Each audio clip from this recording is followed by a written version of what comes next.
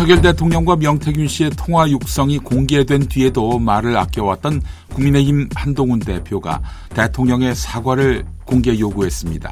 법적으로 문제없다는 대통령실 해명까지 반박하면서 법리를 앞세울 때는 아니라고 했습니다.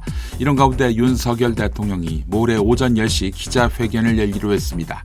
김건희 명태균 논란에 대해서 입을 연다고 하는데 한편 민주화 이후 37년 만에 국회 개원식에 불참한 데 이어 어제 정부 예산안을 설명하는 국회 시정연설도 불참했습니다. 김영민 주식 등 금융투자로 발생한 모든 소득에 세금을 매기는 금융투자소득세, 이른바 금투세에 대해 민주당이 결국 폐지하기로 결론 내렸습니다.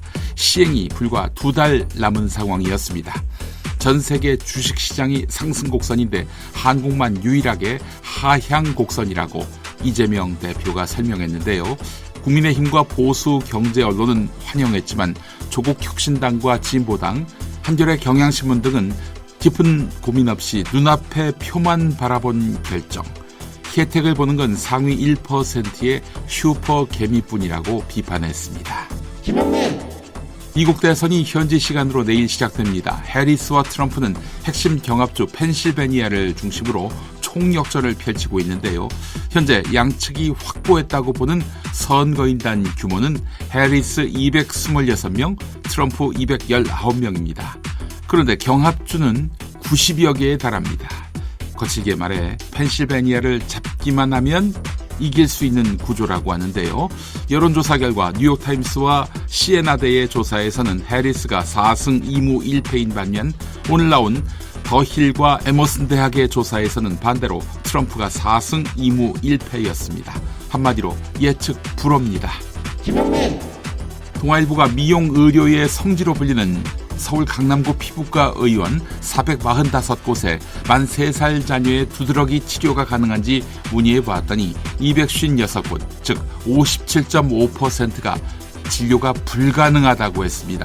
5곳 중 3곳이 그렇게 답한 것입니다.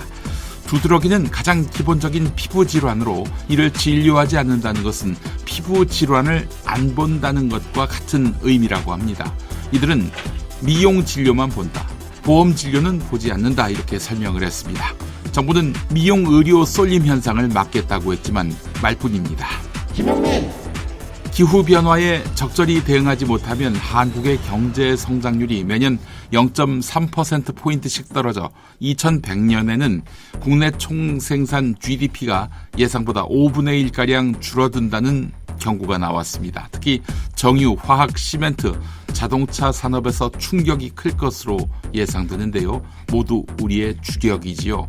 다만 대응할 경우 2100년 생산자 물가 추가 상승률은 1.9%로 오히려 무대응 경우보다도 높았습니다.